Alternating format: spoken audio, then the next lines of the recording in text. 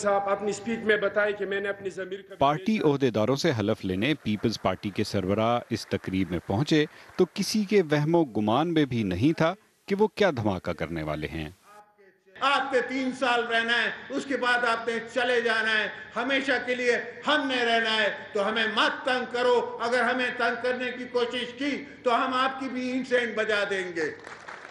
اس تقریر کے بعد حلیفوں سے ملاقات ہوئی، جس کے بعد تردید نما وضاحتیں بھی ہو چکیں، لیکن اس شعلہ بیانی نے جو آگ لگائی وہ بجھائے نہیں بجھ رہی۔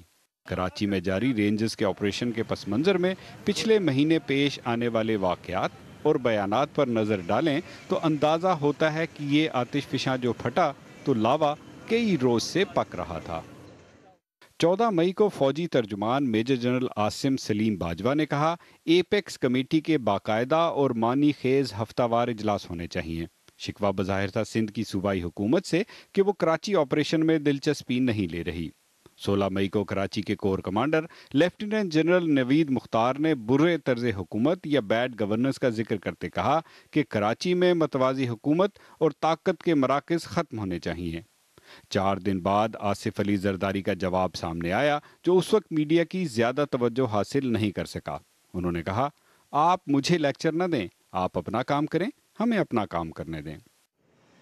وفاقی حکومت سمجھتی ہے کہ آصف زرداری نے جو کہا اس کا تعلق کراچی میں جاری آپریشن اور وہاں خراب طرز حکمرانی سے ہے۔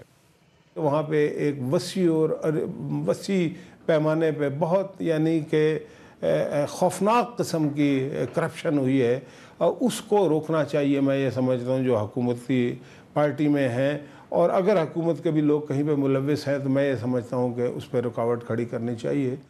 اے پی سی میں جب ایم کیو ایم اور پیپلز پارٹی نے کراچی کو جرائم سے پاک کرنے کی تحریری اجازت دے دی تو پھر مبصرین پوچھتے ہیں کہ سیاسی قیادت کے اس فیصلے کی بنیاد پر کارروائی ہو رہی ہے تو اس پر احتجاج کیسا؟ اور یہ کہ کیا یہ مسئلہ ان 2 جماعتوں تک ہی محدود رہے گا یا بات دیگر جماعتوں اور علاقوں تک بھی جائے گی؟ آصف فاروقی، BBC نیوز، اسلام آباد۔